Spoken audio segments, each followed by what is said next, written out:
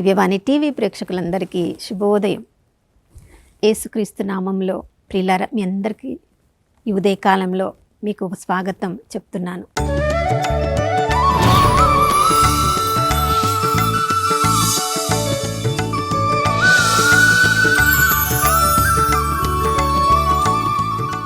ఈ లోకంలో ప్రతిరోజు కూడా ఎన్నెన్నో శ్రమలను అనుభవిస్తున్నప్పుడు ఉదయం లేవగానే ఈరోజు ఎలా ఉంటుందో, ఈరోజు ఏం శ్రమలు వస్తాయో, ఈరోజు ఎట్లాంటి పరిస్థితిని ఎదుర్కోబోతున్నానో అనే ఆలోచనలు మన మనసుకు వచ్చినప్పుడు చాలా సాధారణంగా భయము, బాధ కలుగుతుంది.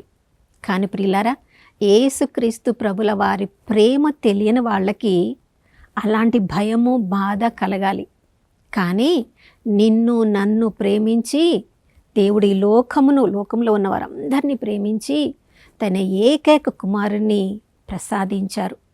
మనం చేయవలసిందల్లా ఆ ప్రభువును అంగీకరించి విశ్వసించిన వారందరికీ కూడా నిత్య జీవాన్ని అనుగ్రహిస్తానని ఆ వాగ్దానం ఎరిగి ఉన్న వాళ్ళు భయపడడానికి, బాధపడడానికి అవసరం లేదు. ప్రియులారా, చూడండి, ఎబ్రీయులకు రాసిన లేఖ 2వ అధ్యాయం 18వ వచనం మనం చదువుతున్నాం.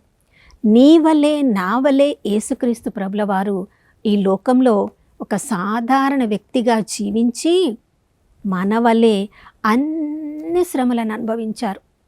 ఆ ప్రభువుకు తెలుసు మానవ జీవితము ఈ లోకంలో శ్రమలతో కూడుకొని ఉందని. అందుకని యోహాను సువార్త 16వ అధ్యాయం 33వ వచనం మనం చదువుతున్నాము. నేను మీకు శాంతిని అనుగ్రహిస్తున్నాను, శాంతిని ప్రకటించడానికి నేను ఈ లోకంలోనికి వచ్చాను.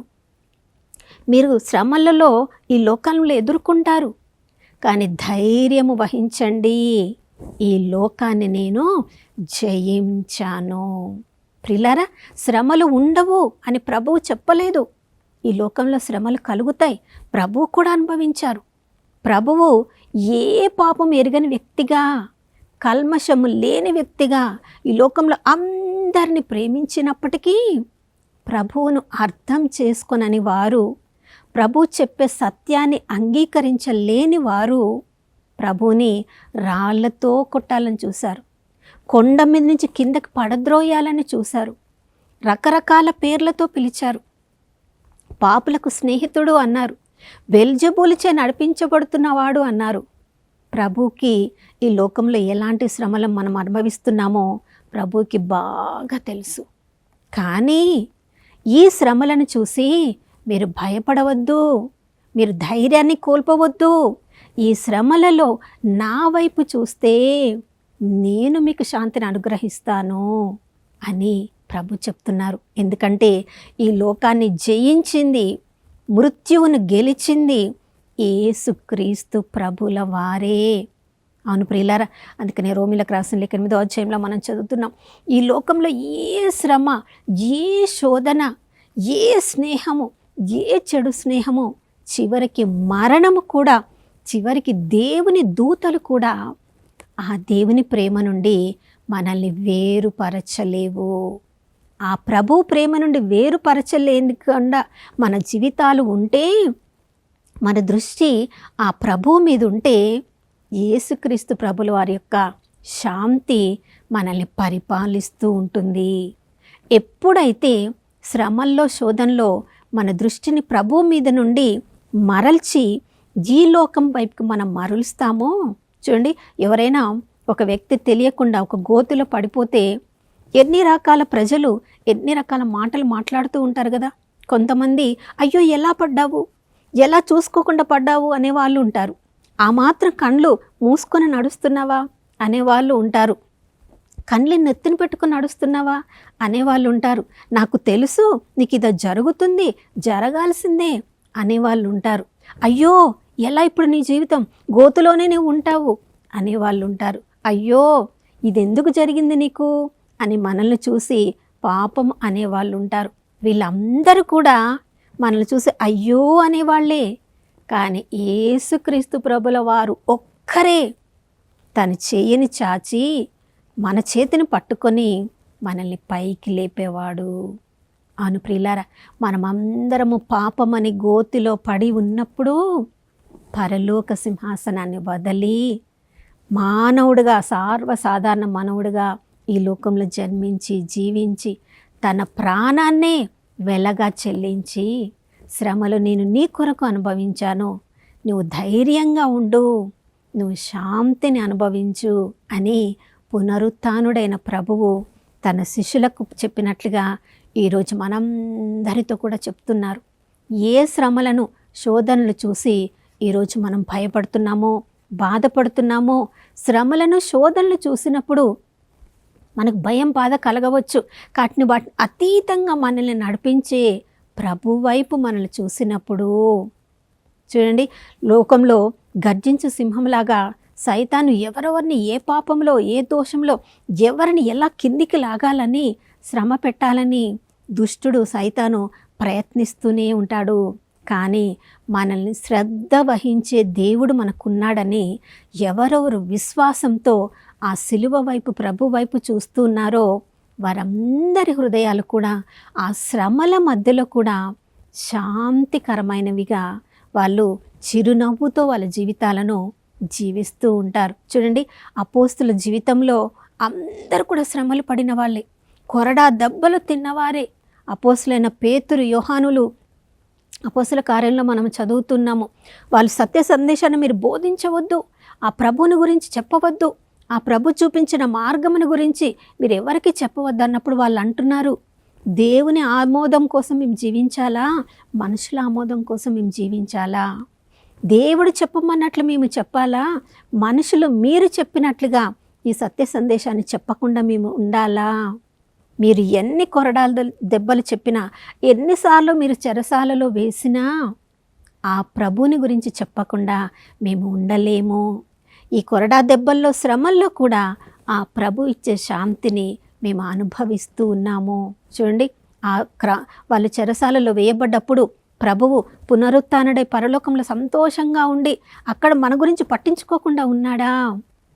తన దేవదూతను పంపించి పేతురు చెరసాల నుండి బయటకు తీసుకుని వచ్చి పేతురు కొరకు ప్రార్థిస్తున్న ఆ సంఘము దగ్గరకు తీసుకుని వెళ్ళి, చూడండి, మీరు శ్రమల్లో ఉన్నప్పుడు నా వైపు చూసి ప్రార్థన చేసినప్పుడు నా శాంతి మిమ్మల్ని ఆదుకుంటుందని ప్రభు తను ఇచ్చిన మాట ప్రకారము వాళ్ళని ఆత్మధైర్యముతో నింపారు. ప్రియులారా, యేసుక్రీస్తు ప్రభుల వారు జరిగేబోయే అన్నిటి గురించి, మనం అనుభవించబోయే కష్టాలను గురించి ప్రభు ముందుగానే చెప్పారు.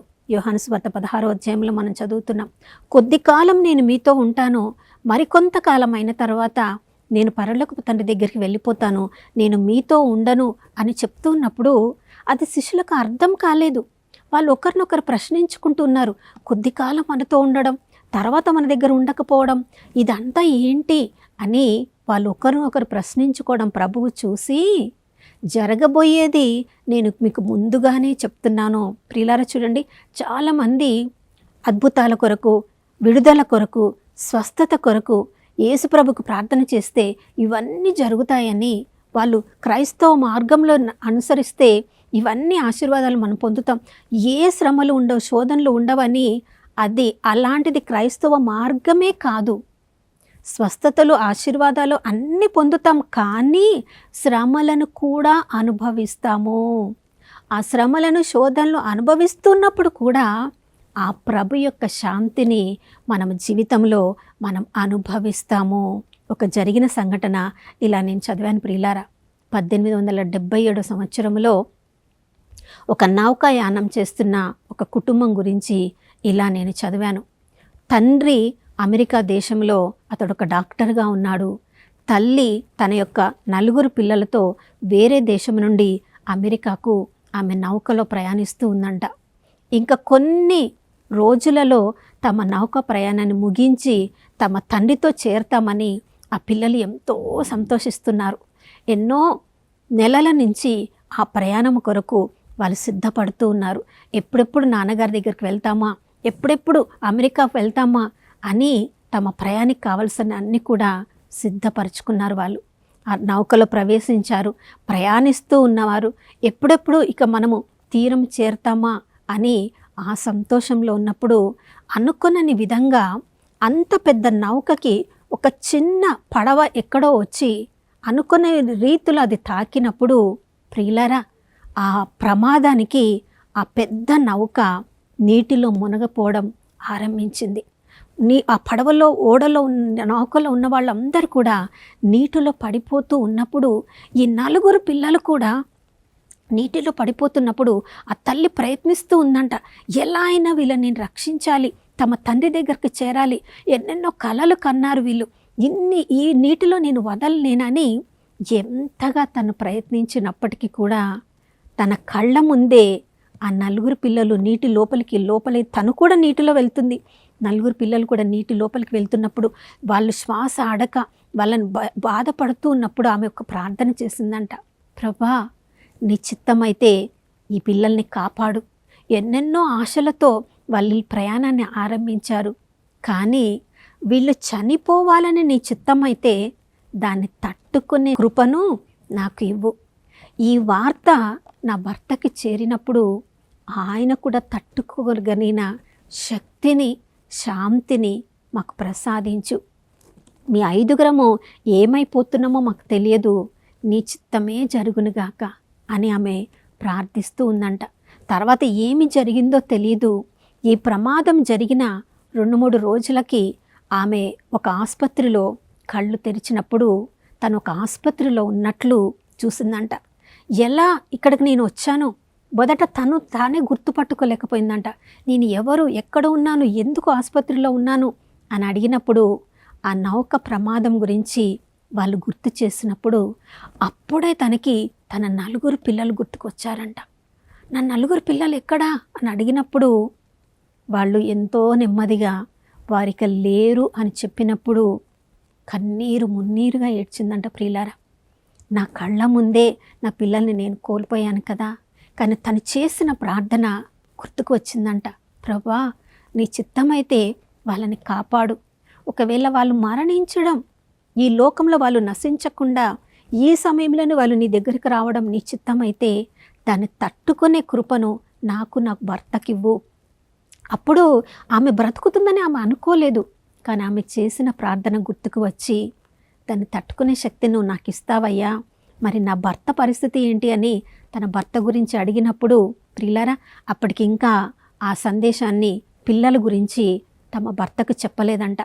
నువ్వు మంచిగా అయిన తర్వాత అప్పుడు నీతోటే మాట్లాడిద్దాము అనుకొని ఈ సందేశాన్ని మేము ఇవ్వలేదు అని చెప్పి తర్వాత మరి 2 రోజుల తర్వాత తమ భర్తకు ఈమెతో ఫోన్ చేయించారంట. అతనేమో మీరు ఎప్పుడొస్తున్నారు, అన్నీ సిద్ధంగా చేసి పెట్టాను, కానీ ఏదో నౌక ప్రమాదం జరిగిందని తెలిసింది, మీరు ఎక్కడ ఉన్నారని అందరికి ఫోన్లు చేస్తూ ఉన్నాను అని అతడు చెప్పినప్పుడు ఆమె నెమ్మదిగా నేను ఒక్కదాన్నే బ్రతికాను అని చెప్పినప్పుడు దేవుని చిత్తమే జరుగునుగాక, దేవునికే మహిమ కలుగునుగాక అని మాత్రమే అన్నాడంట. ప్రియులారా, చూడండి, శ్రమల్లో శోధనలో మనం ఉంటామని ప్రభువు కూడా చెప్పారు.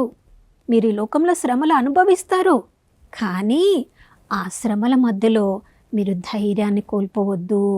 నా శాంతిని మీకు అనుగ్రహిస్తున్నాను. నేను కూడా ఈ లోకంలో శ్రమలను అనుభవించాను. ఆ సమయంలో తండ్రి వైపు చూసి నన్ను నేను బలపరుచుకున్నాను. ఈ లోకము పరిపూర్ణమైనది కాదు, శాశ్వతమైనది కాదు. ఈ లోకంలో కొన్ని రోజులు మనం శ్రమలు అనుభవిస్తాము.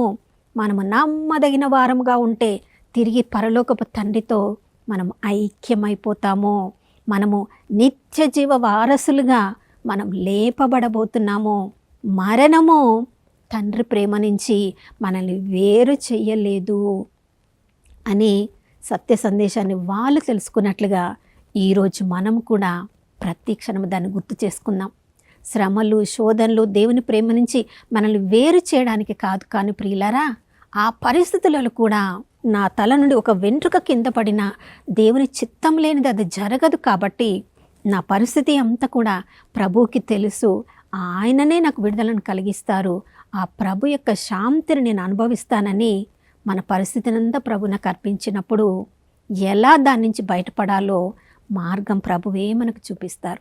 కాబట్టి అటువంటి కృపను అనుగ్రహించమని ఈరోజు నువ్వు ఎలాంటి శ్రమను శోధనను వేదనను నాయన బంధకాన్ని అనుభవిస్తున్నావో వాటన్నిటి కూడా ఈ ఉదయకాలంలో ప్రభునకు సమర్పించుదాం. నాతో కలిసి ప్రార్థించండి. పరిశుద్ధమైన దేవానికి స్తోత్రములు తండ్రి. కొరింథీయులకు రాసిన మొదటి లేఖ 13వ అధ్యాయం 10వ వచనంలో ప్రభువా, మీ యొక్క శాంతి మమ్మల్ని పరిపూర్ణులను చేస్తుందన్నావు. 10:13లో ప్రభువా, అయ్యా మీకు తెలియకుండా మా శక్తికి మించి మమ్మల్ని శోధింపబడనీయనన్నావు. నమ్మదగిన దేవుడవు, విశ్వసనీయుడవు తండ్రి. మా శక్తికి మించి మమ్మల్ని శోధింపబడనీయక దాన్ని ఎలా తట్టుకోవాలో, ఆ శ్రమ నుండి ఎలా బయటపడాలో మాకు మార్గం చూపించే దేవుడని అన్నావు తండ్రి. నీకు స్తోత్రం. ఈరోజు నాతో ప్రార్థిస్తున్న సహోదరుడు ఏ శ్రమలో ఉన్నారో, శోధనలో ఉన్నారో, ఏ పరిస్థితిలో ఉన్నారో, ఏ అనారోగ్యంలో ఉన్నారో, ఏ బంధనంలో ఉన్నారో ప్రభా, ఏ ఆశీర్వాదపు తలుపులు మూయబడి ఉన్నాయో నాయనా, ఆ పరిస్థితులను చూసి మేము భయపడి బాధపడి నిరాశలో ఉండి నిరీక్షను కోల్పోయే వారంగా మేము ఉండకుండా మీ యొక్క శాంతి, పరలోక శాంతి మా హృదయాలను పరిపాలించునుగాక. నాయన, నీ నామంలో మాకు అన్ని పరిస్థితులను ఎదుర్కొనే ధైర్యమును ఇస్తున్నామని నాయన, ఉదయకాలంలో మమ్మల్ని అందరినీ కూడా నిరీక్షణ యాత్రికులుగా ఉన్న మమ్మల్ని ప్రభా, పరిశుద్ధాత్మ ప్రేమతో అన్నిటినీ సహించడానికి మా కృపను అనుగ్రహించమని యేసయ్య పరిశుద్ధ నామములో అడిగి వేడుకొనిచున్నాము తండ్రి. ఆమేన్. అవును ప్రియులారా, దర్శన గ్రంథం 2వ అధ్యాయం 10వ వచనంలో మనం చదువుతున్నాం. మనం అనుభవించే శ్రమలు, శోధనలు కేవలం 10 రోజులు మాత్రమే. కానీ ఈ 10 రోజులు మనం నమ్మదగిన వారంగా ఉంటే మన కొరకు జీవ కిరీటాన్ని ప్రభు సిద్ధం చేసి పెట్టారు. ఆ జీవ కిరీటాన్ని మనం చూద్దాం. ఆ నిరీక్షణలో ఈరోజంతా ఆ ప్రభు శాంతితో పరిపాలింపబడదాం. మరొక నూతన శుభోదయంలో మనం అందరం కలుసుకునే వరకు దివ్యవాణి టీవీని వీక్షిస్తూ ఉందాం. ఇమ్మానుయేలు, ప్రభు మనతో ఉన్నారు.